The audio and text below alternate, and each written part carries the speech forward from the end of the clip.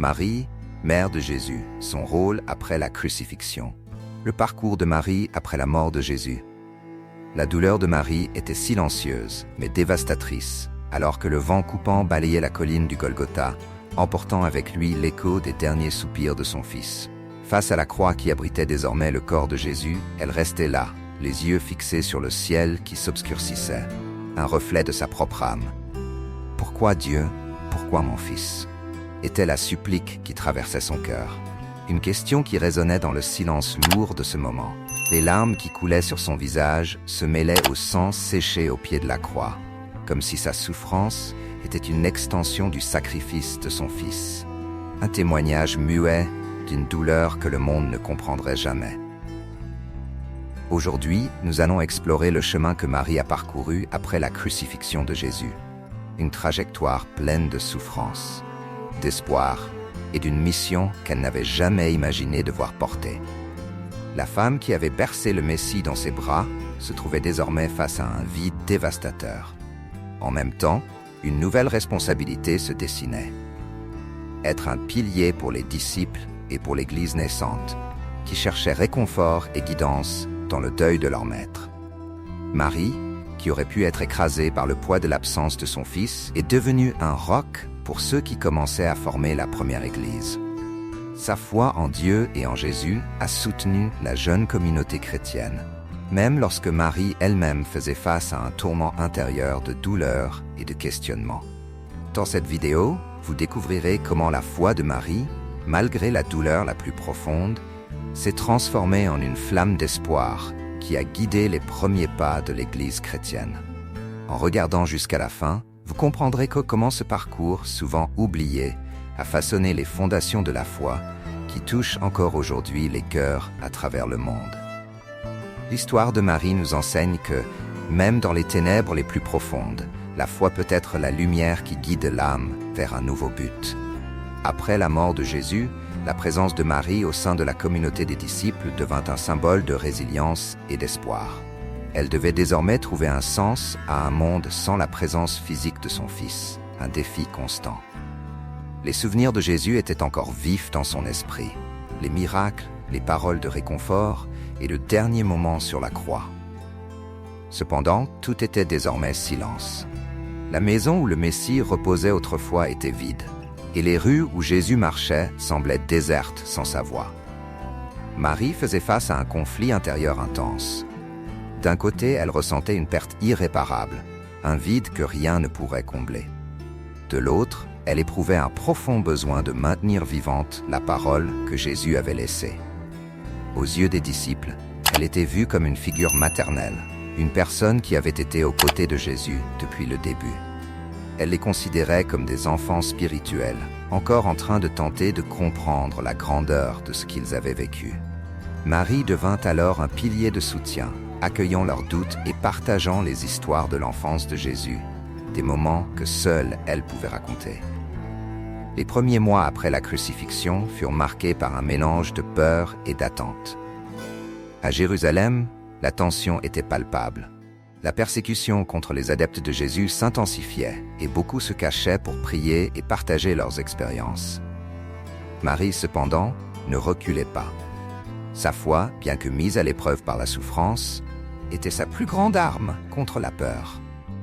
Lors d'une de ces réunions secrètes, Marie témoigna de l'annonciation de l'ange Gabriel, rappelant aux disciples que Jésus était la promesse de Dieu depuis le début. « Il n'est pas venu pour périr, mais pour apporter la vie éternelle », disait-elle d'une voix ferme, malgré ses yeux embués de larmes. Ces paroles, pleines d'une conviction profonde, ranimaient l'espoir dans le cœur de ceux qui écoutaient. Les récits de Marie n'étaient pas seulement des histoires d'un passé lointain, ils étaient la réaffirmation de la promesse divine.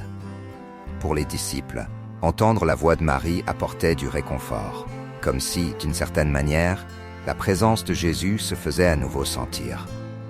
À chaque réunion, Marie partageait les paraboles que Jésus lui avait expliquées en privé, les moments où il révélait son désir de transformer le monde à travers l'amour et le pardon. Cette mission reposait désormais sur les épaules de tous ceux qui étaient présents. Et pour Marie, porter ce message donnait un nouveau sens à sa douleur. Cependant, sa mission ne se limitait pas à consoler les disciples. Marie devait également faire face à la réaction des gens autour d'elle. Beaucoup ne la voyaient que comme la mère de l'homme qui avait été condamné à la croix.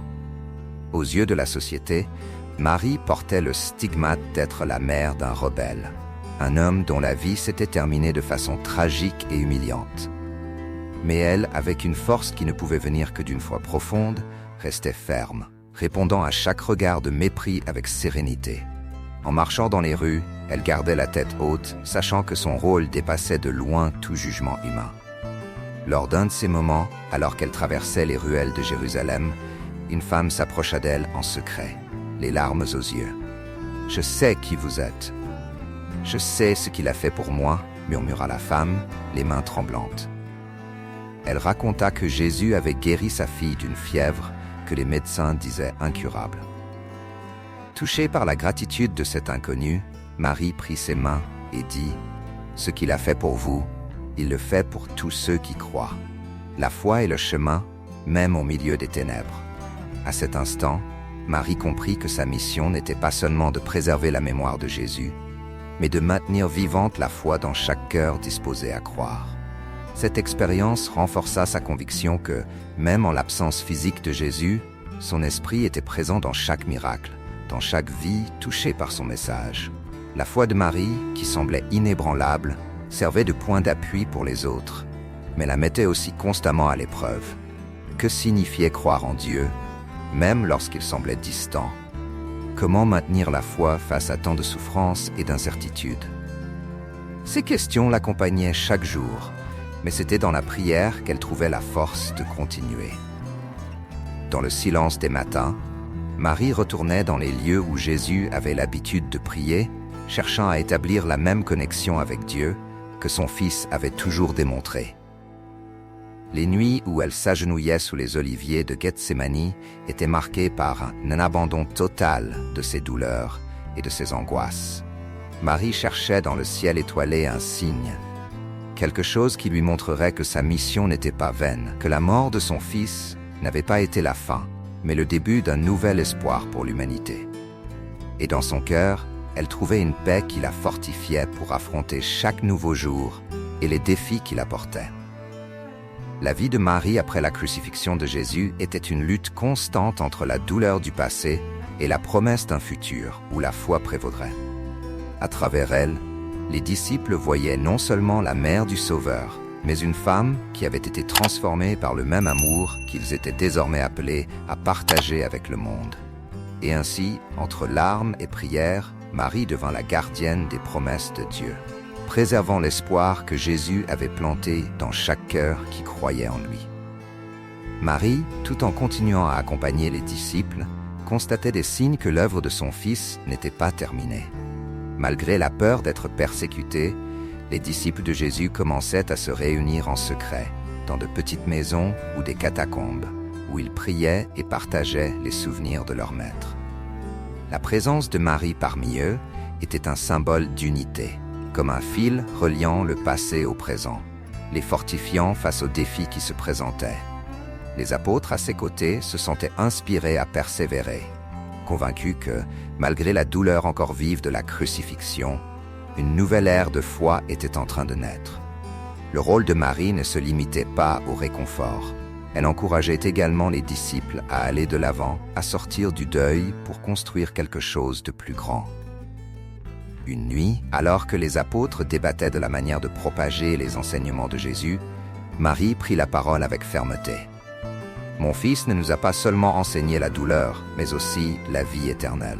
Il n'est plus parmi nous en chair, mais son esprit est dans chaque mot que vous prêchez, dans chaque geste d'amour que vous faites. » Ces paroles étaient plus qu'un simple discours. C'était une invitation pour ces hommes à laisser de côté la peur et à embrasser la mission de diffuser le message du royaume de Dieu. Les défis étaient immenses. À chaque coin de rue, il y avait le risque d'être dénoncé aux autorités, et beaucoup faisaient face au dilemme de rester fidèles à la nouvelle foi ou de renoncer pour garantir leur propre sécurité. Marie comprenait cette peur mieux que quiconque, car en voyant son Fils crucifié, elle avait aussi ressenti le poids du sacrifice.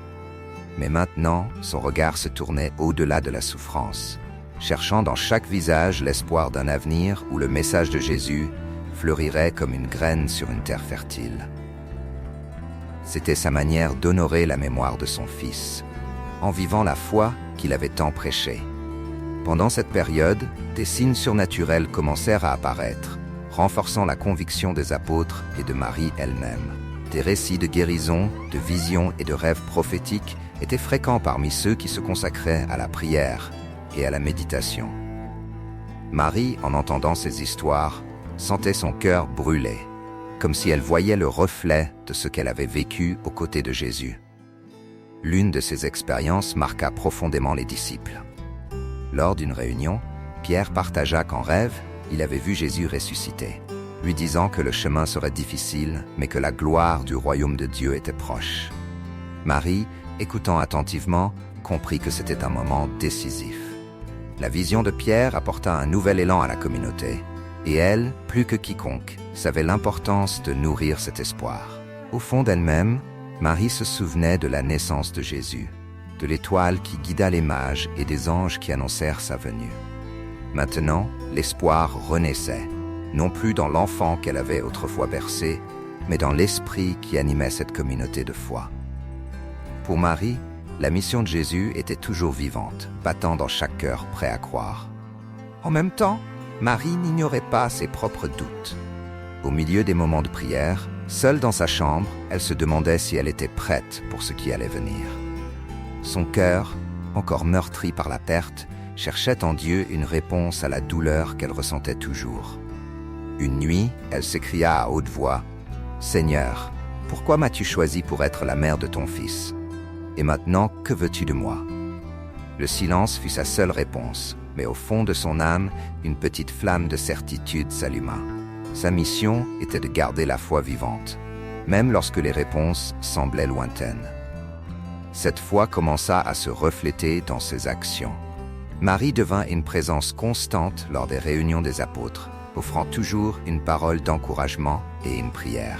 Sa sagesse était recherchée par tous, et beaucoup venaient à elle pour entendre des histoires de Jésus avant le début de son ministère public. Des histoires qui révélaient sa compassion, son humanité et sa détermination à accomplir la volonté du Père. Pour beaucoup, ces récits étaient comme un baume, un rappel que, malgré la croix, la victoire de Jésus était éternelle. Avec le temps, Marie vit le petit groupe de disciples commencer à grandir. De nouveaux convertis arrivaient, attirés par la promesse d'un Dieu qui non seulement jugeait, mais qui offrait aussi l'amour et le pardon. La maison où Marie et les apôtres se réunissaient devint un refuge de foi au milieu d'une ville encore divisée par la douleur et l'incertitude. Pour les nouveaux chrétiens, Marie était plus que la mère de Jésus. Elle était un témoin vivant de la présence de Dieu parmi eux. Son rôle s'élargit, devenant une guide spirituelle pour tous ceux qui cherchaient à comprendre les mystères de la foi.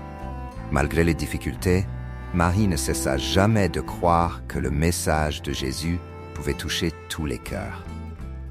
Elle savait que l'Église naissante ferait face à des épreuves, mais elle avait confiance que Dieu les guiderait, tout comme il avait guidé les pas de son Fils. Chaque jour, Marie sentait que sa propre foi se renforçait, que sa souffrance se transformait en une force qu'elle n'aurait jamais imaginé posséder. C'était comme si, en voyant la foi des autres grandir, son propre esprit trouvait une paix qui, peu à peu, guérissait les blessures laissées par la perte de Jésus. Cette transformation ne passa pas inaperçue aux yeux des apôtres, qui se demandaient souvent d'où Marie tirait tant de force. Pierre, en particulier, était touché par sa sérénité. Lors d'une conversation avec Marie, il confia « Parfois, j'ai peur de ne pas pouvoir continuer, Marie.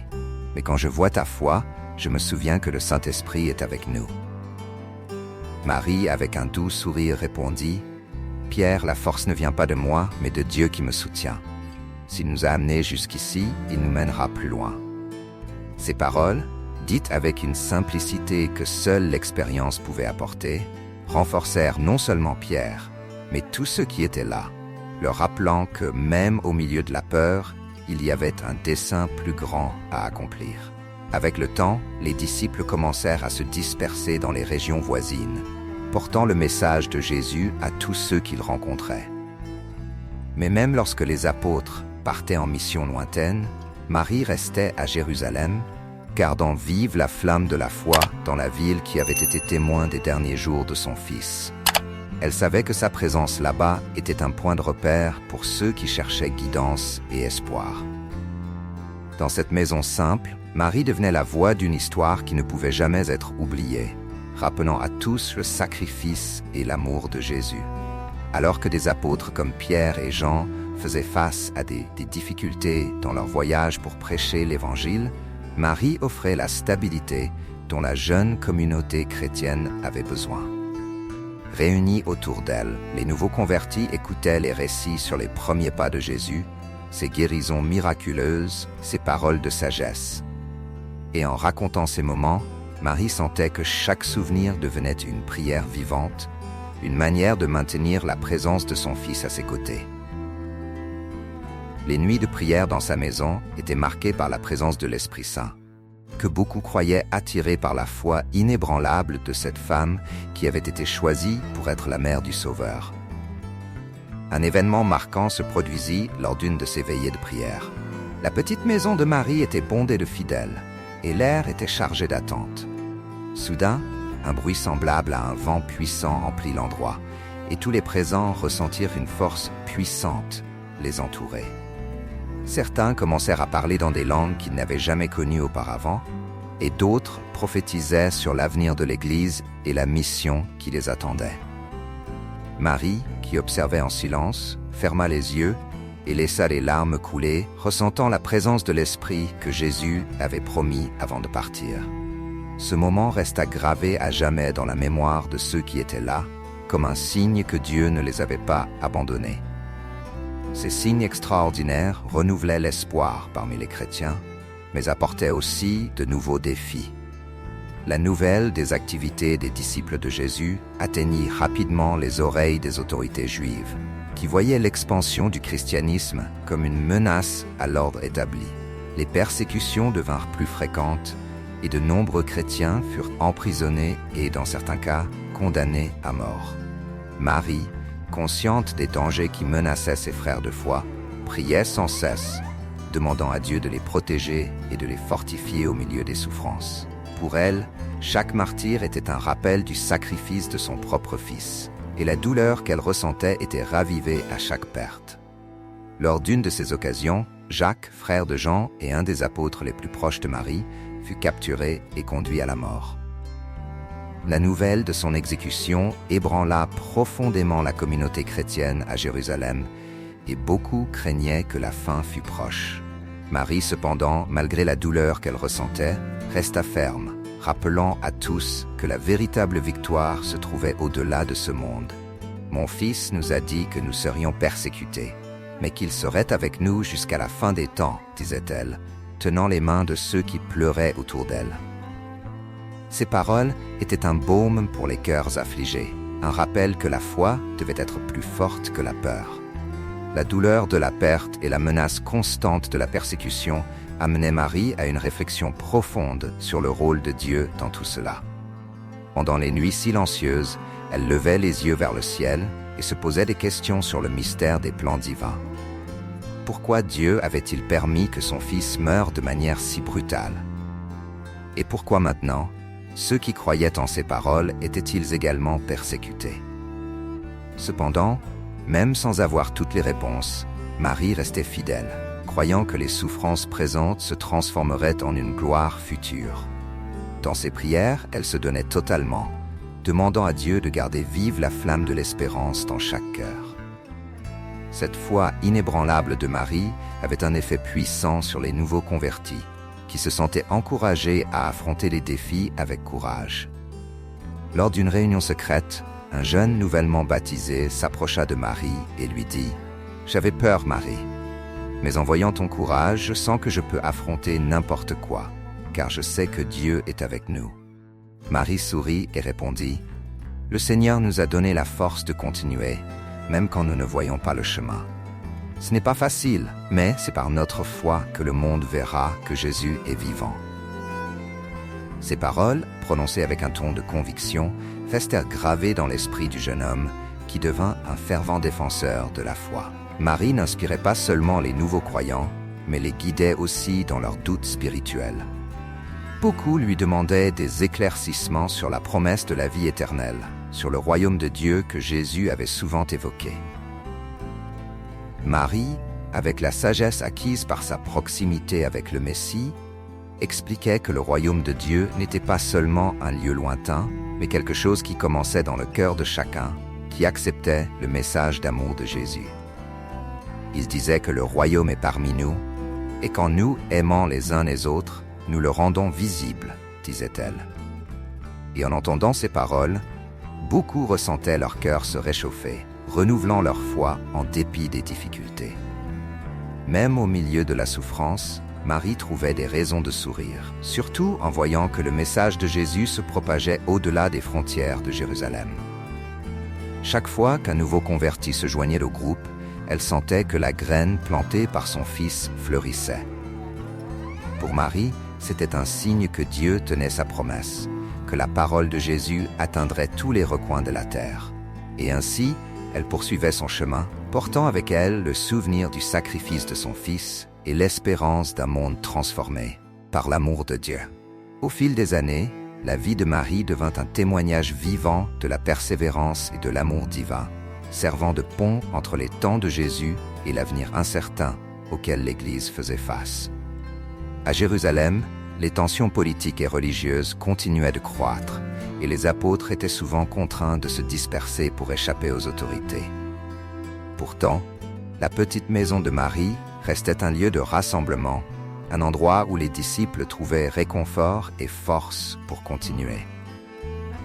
Malgré la douleur et la nostalgie qu'elle portait, Marie ne laissait pas la souffrance l'empêcher d'accomplir sa mission. Elle savait que sa tâche n'était pas seulement de garder vivante la mémoire de son fils, mais aussi de fortifier ceux qui l'entouraient. Dans les moments de crise, lorsque les persécutions s'intensifiaient et que les fidèles craignaient pour l'avenir, Marie rassemblait le groupe pour prier, demandant à Dieu de leur donner le courage nécessaire pour affronter les adversités. Tout comme Dieu était avec nous dans le désert, il sera aussi dans notre traversée, disait-elle, rappelant à tous que, même dans les nuits les plus sombres, une lumière guidait les pas de chacun. La figure de Marie était un pilier, mais elle était aussi un exemple d'humilité et de service. Elle n'a jamais revendiqué pour elle-même une place d'honneur, malgré son rôle central dans l'histoire de Jésus. Au contraire, elle préférait rester en retrait, offrant aide et réconfort à ceux qui en avaient le plus besoin. Cette attitude touchait tous ceux qui la connaissaient, car ils voyaient en elle l'incarnation de l'enseignement de Jésus, que celui qui veut être le plus grand soit le serviteur des autres. Même les apôtres, avec toute leur expérience et leur sagesse, reconnaissaient en Marie une spiritualité profonde qui les inspirait à poursuivre leur mission. L'une des histoires qui marqua le plus les chrétiens de cette époque fut celle d'un moment de recueillement profond de Marie, lorsqu'elle décida de visiter le mont des Oliviers, où elle avait si souvent vu Jésus prier. En arrivant sur place, Marie s'agenouilla et, les yeux levés vers le ciel, laissa ses larmes couler librement.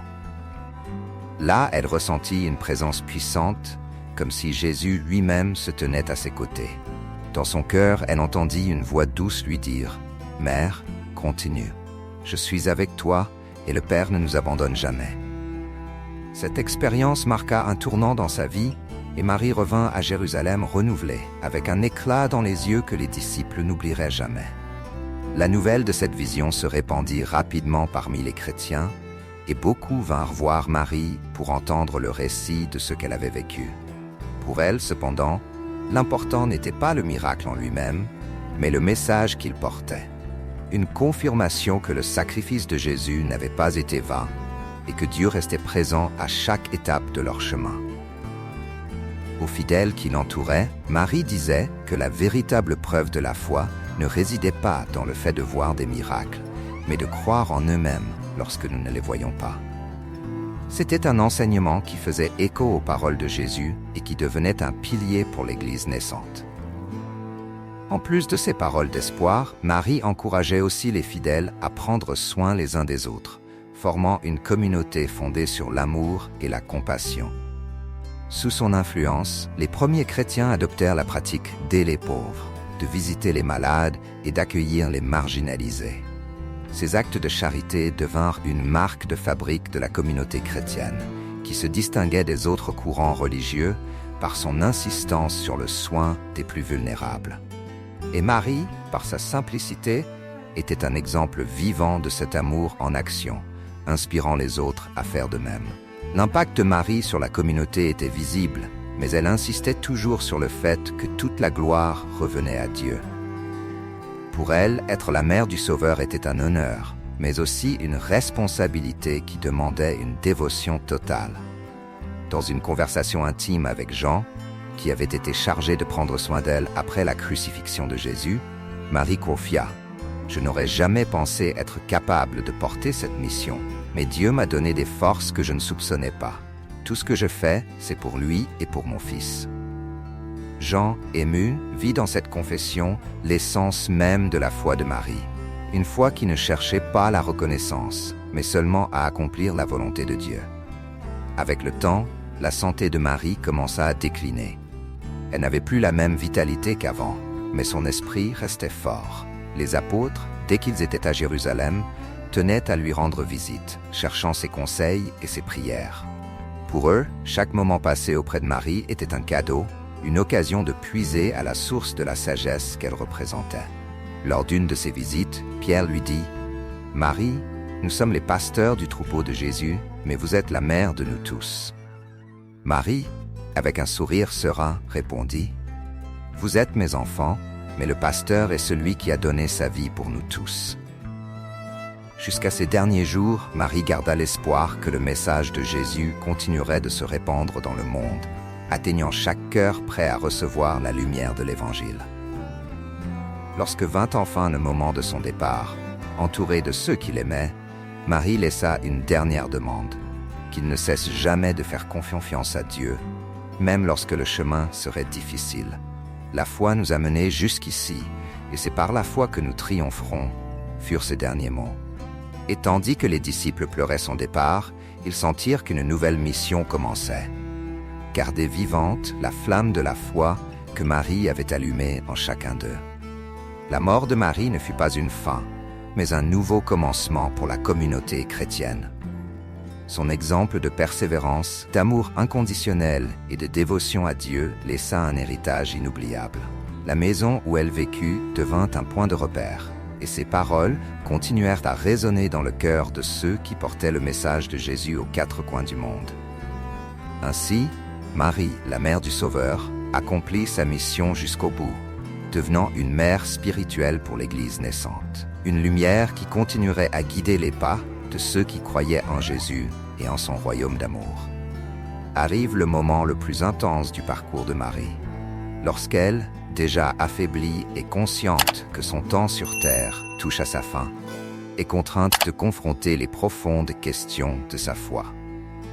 Dans le silence d'une nuit étoilée, Marie se trouve seule dans la chambre où elle avait l'habitude de prier, sentant la proximité de son départ. Les souvenirs de son fils, depuis sa naissance à Bethléem, jusqu'au jour de son ministère et à sa crucifixion, défilent comme un film dans son esprit. La douleur de la perte est toujours présente, mais désormais mêlée à une paix qu'elle a du mal à expliquer. Marie ressent que, même sans avoir toutes les réponses, elle a accompli le but que Dieu lui avait confié. « Seigneur, ai-je fait assez ?» La question s'échappe de ses lèvres comme un murmure, une supplication qui révèle son ultime conflit intérieur. Marie se demande si sa mission, malgré tant d'adversités, a été capable de préserver le message de Jésus. Elle cherche la certitude que malgré tous les sacrifices, sa foi n'a pas été vaine. Au fond de son cœur, Marie sait que la réponse se trouve dans les vies qu'elle a touchées, dans les cœurs qu'elle a inspirés et dans les disciples qui continuent à propager le message de son Fils. Mais, comme tout être humain, elle aspire encore à une confirmation divine. Soudain, au milieu de ses prières, Marie sent une brise douce entrer par la fenêtre, caressant son visage. Et à cet instant, une sensation de chaleur envahit sa poitrine, comme si le Saint-Esprit lui-même se tenait à ses côtés pour la réconforter. La certitude qu'elle n'est pas seule l'envahit, et Marie comprend que son fils Jésus est plus présent que jamais. Ces larmes, qui étaient autrefois des larmes de doute, se transforment en larmes de gratitude. Marie réalise que la promesse de Jésus d'être avec ses disciples jusqu'à la fin des temps s'applique également à elle. « Mère, je suis là », semble murmurer une voix dans son cœur. Et Marie sent qu'elle a enfin trouvé la réponse qu'elle cherchait tant. La communauté chrétienne, sachant que Marie vit ses derniers moments, se rassemble autour de sa maison pour prier. Les apôtres, conscients que le départ de Marie est imminent, se sentent comme des enfants qui perdent une mère, mais aussi comme des disciples qui trouvent un nouveau but. Pierre, Jean et les autres partagent des souvenirs de Marie, de sa sagesse et de son courage, renouvelant leur engagement à poursuivre l'œuvre qu'elle a tant inspirée. Au milieu de la douleur de l'adieu, ils comprennent que la vie de Marie a été un lien entre la présence physique de Jésus et l'Église qui grandissait. Sur son lit, Marie, sentant ses forces s'épuiser, prononce une dernière prière, remettant sa vie entre les mains de Dieu. Elle remercie pour le privilège d'avoir été choisie pour être la mère du Sauveur et d'avoir connu l'amour de Dieu de manière si intime et profonde. Ces derniers mots sont une bénédiction pour ceux qui l'entourent, une demande pour qu'ils ne cessent jamais de croire au pouvoir de la foi, même lorsque tout semble perdu. Et dans un dernier souffle, Marie s'en va, laissant un silence solennel, mais aussi une paix qui envahit tous ceux qui sont présents. Pour les disciples et la jeune communauté chrétienne, la mort de Marie n'est pas seulement perçue comme une perte, mais comme la confirmation que Dieu a toujours été présent parmi eux. Pierre, la voix tremblante d'émotion, déclare « Elle nous a appris que, même dans la douleur la plus profonde, il existe un amour qui ne faillit jamais. » Et en entendant ces paroles, les présents sentent un nouveau feu s'allumer dans leur cœur, la détermination de répandre le message de Jésus jusqu'aux confins de la terre. Le départ de Marie devient un symbole d'espoir, une preuve que la foi peut surmonter toutes les ténèbres. Dans les jours qui suivirent, la petite maison de Marie à Jérusalem se transforma en un lieu de pèlerinage, où les fidèles venaient chercher inspiration et renouveau spirituel. Pour beaucoup, le souvenir de Marie était un phare, un exemple que la véritable foi n'est pas exempte de souffrance, mais qu'elle est capable de la transformer en quelque chose de plus grand. Les paroles qu'elle prononça dans ses derniers instants, son courage face à la perte et sa dévotion inébranlable à Dieu devinrent des légendes qui inspirèrent des générations de chrétiens. Ainsi, la vie de Marie, marquée par des défis et des douleurs, mais aussi par un amour profond et une foi indestructible, continua de résonner dans le cœur de ceux qui l'ont connue. Son histoire est devenue un témoignage éternel de ce que signifie faire confiance à Dieu, même lorsque l'on ne voit pas le chemin devant soi. Marie, mère de Jésus, quitta ce monde en sachant que sa mission était accomplie et que le message de son Fils vivrait pour toujours dans le cœur de ceux qui y croyaient. La conclusion de ce voyage révèle une vérité simple mais profonde, que la foi est capable de transformer la souffrance en espoir et la perte en un nouveau départ. Ainsi, le parcours de Marie après la mort de Jésus nous laisse un héritage qui continue de résonner jusqu'à nos jours, montrant que la force de la foi peut traverser les plus grands défis. L'histoire de Marie, qui a commencé dans l'humilité d'une crèche, trouva son ultime accomplissement dans la fondation de l'Église, née de son témoignage. Elle devient un exemple que, avec Dieu, même la douleur peut devenir un chemin vers la gloire. La vie de Marie, mère de Jésus, est arrivée à son terme, mais son héritage est resté éternellement vivant parmi les premiers chrétiens. La jeune Église, encore à ses débuts, trouva dans ses paroles et dans son exemple la force de surmonter les adversités et de diffuser le message d'amour et de rédemption. Par son humilité et sa dévotion, Marie enseigna à tous que la véritable foi est celle qui persévère, même au milieu des plus grandes douleurs. Aujourd'hui, son histoire continue d'inspirer des millions de personnes, non seulement comme la mère du Sauveur, mais comme une femme qui a affronté la perte, la douleur et l'incertitude avec courage et confiance en Dieu. Son parcours est un rappel que, même lorsque la nuit semble la plus sombre, il existe une lumière qui nous guide au-delà de la souffrance. Et cette lumière, c'est la foi en Dieu. La même foi qui a soutenu Marie et qui aujourd'hui peut soutenir tous ceux qui recherchent l'amour divin. Que l'exemple de Marie nous inspire à affronter nos propres combats avec courage et espoir, sachant que, tout comme elle, nous pouvons trouver en Dieu la force d'aller de l'avant. Si vous croyez aussi au pouvoir transformateur de la foi, n'hésitez pas à partager ce message. Et pour continuer à apprendre et à vous inspirer avec des histoires bibliques, cliquez sur la vidéo qui apparaît ici et approfondissez encore plus votre parcours de foi. Si vous avez aimé le contenu, n'oubliez pas de vous abonner à la chaîne, de liker cette vidéo et de laisser votre commentaire sur ce qui vous a le plus touché dans l'histoire de Marie. Partagez avec ceux qui ont également besoin d'un message d'espoir et d'amour.